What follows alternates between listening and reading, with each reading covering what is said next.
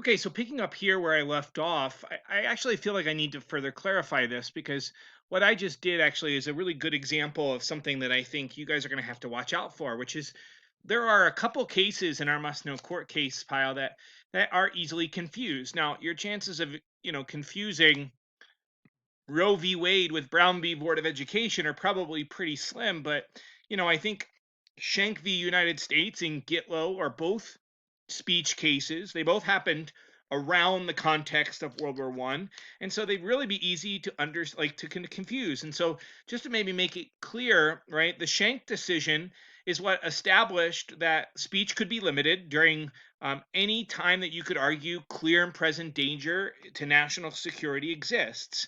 And that during wartime, this was especially easier to do. Gitlow, however, was less, it wasn't really limiting anything so much as it was an incorporation case, right? The Gitlow case directly referenced the 14th Amendment and the due process and equal protection clauses of the 14th Amendment to say quite clearly that freedom of speech applies at the state level. So even though Benjamin Gitlow was fine to be arrested and charged with, violent or advocating violent overthrow of the U.S. government, right? Even though the court said that that was okay, you could do that. Let's be clear here, speech applies everywhere. And so the real takeaway of the decision for Gitlow was that it was an incorporation case.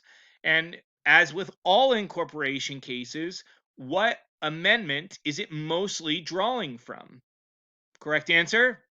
The 14th Amendment, right? So let's move on. But I think these are two cases you're going to want to spend some time with, just so you don't do basically what I just did, right? So let's move on. Korematsu v. U.S. is another case that you heard of last year in U.S. history, particularly those of you in AP U.S. history.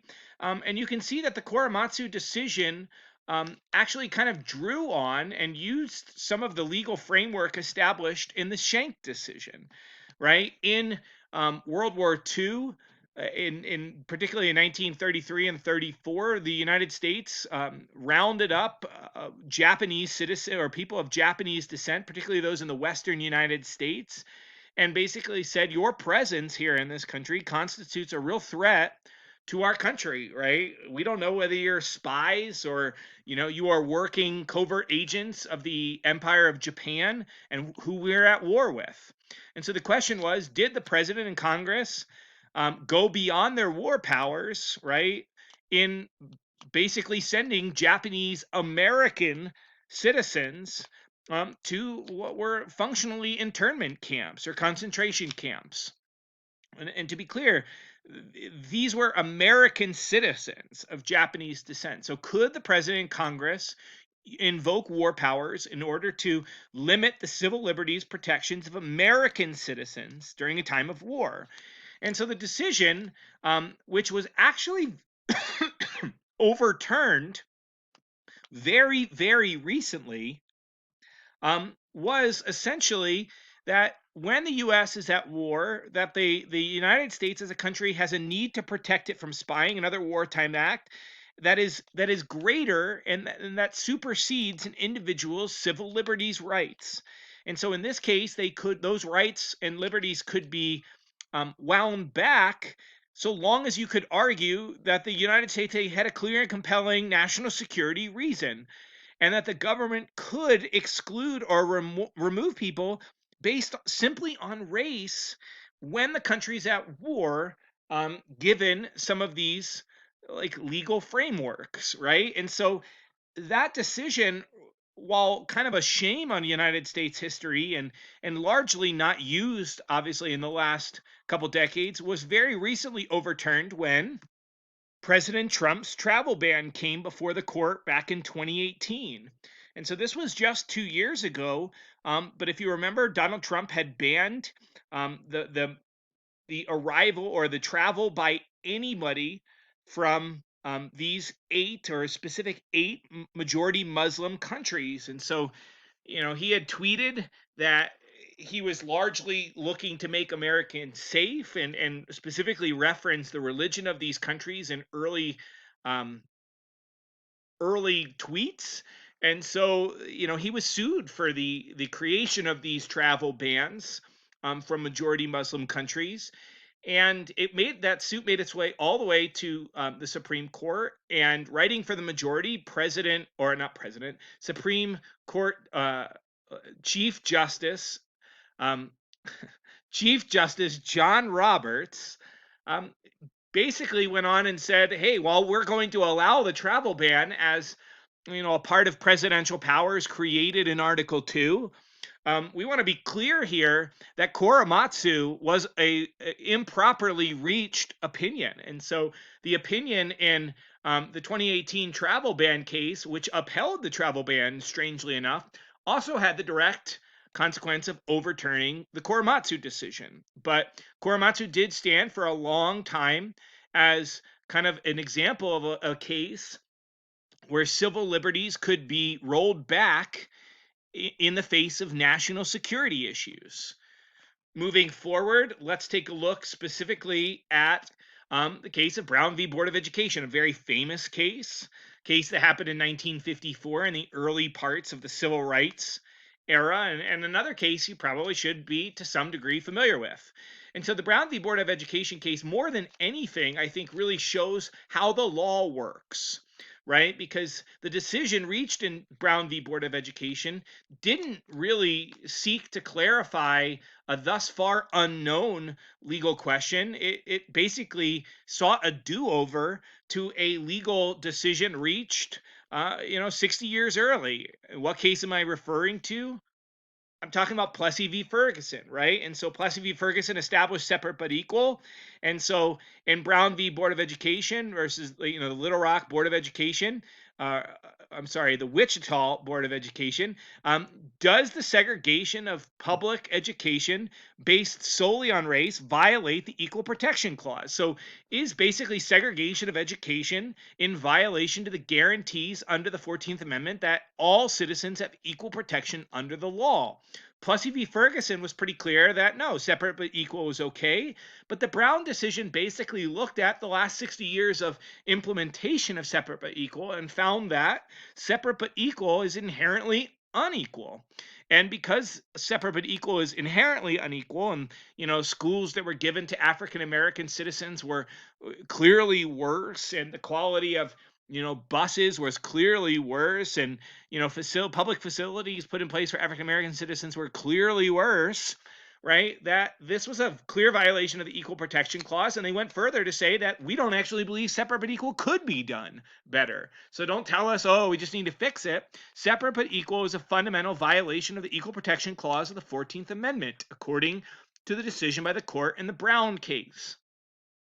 And even though this began in public education, this decision had ripple out effects and really kind of ended segregation in many public spheres, right? Slowly over the next decade and a half. Moving on, we now have a case that I think is far more confusing to students, which is Baker v. Carr, a case that happened in 1961, and a case that has direct implications to some of the cases that are heard between the court in the last year or two, dealing with gerrymandering, right? Because Baker v. Carr was essentially looking at whether or not the Supreme Court had jurisdiction over settling questions or legal questions, challenges of legislative apportionment.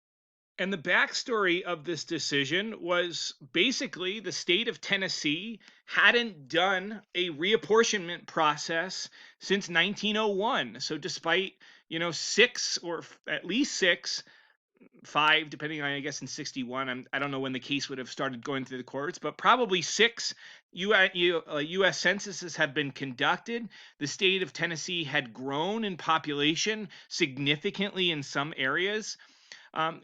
And basically, the state of Tennessee hadn't wanted to do a legislative apportionment or redistricting because they didn't want to kind of upset the balance of power, right? That they wanted to maintain the status quo that was largely working at that time in favor of Democrats in Tennessee.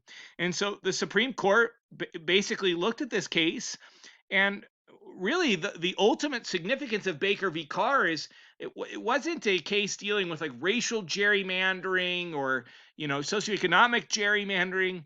This was the case that allowed all future um, challenges of legislative apportionment to be handled by the courts, right? Because the decision reached in Baker v. Carr basically is what established the precedent. The justices said that when people's equal protection under the law is violated by the fact that they're not given a suitable amount of legislative representation, that they have standing to sue, and therefore it's a justiciable dispute, and that the courts can hear legal challenges to apportionment. Prior to Baker v. Carr, it was very unclear whether the courts really could say anything about these issues, or whether legislative apportionment was something that was solely the domain of Congress. And so I think you could argue that Baker v. Carr was a real checks and balances case as well, that expanded the power of the courts by granting them authority in a space that previously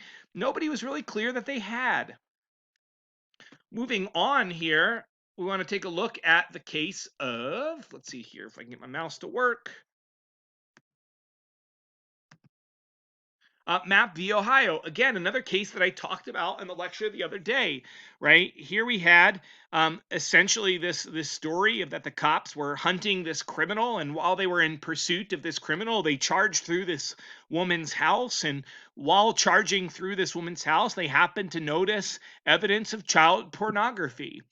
And so they caught the criminal and arrested him, but they also arrested the woman whose house they had barged through while they were chasing this criminal. And the question filed ACLU, the interest group that supported this woman, Mapp, right, basically was seeking an answer to the question of, if evidence is obtained through a search that's in violation of the Fourth Amendment, can that evidence be used in a criminal proceeding, right? So if you happen to get evidence that proves my guilt, but you do so illegally, can that evidence be used in my trial, right? And so this was a case like Gitlow, or of a couple of decades earlier, that was an incorporation case. Previously, the Fourth Amendment clearly applied to the federal government, protection against unreasonable search and seizures. But prior to Mapp v. Ohio, it was unclear whether Ohio or Illinois or Colorado could search your property without reasonable cause, right? And so the decision by the justices reached in Mapp case was essentially that the Fourth Amendment does apply to the state level. So the Fourth Amendment was incorporated at the state level, and went further to say that any evidence that's obtained illegally in violation of the Fourth Amendment is not admissible in any court, whether federal or state.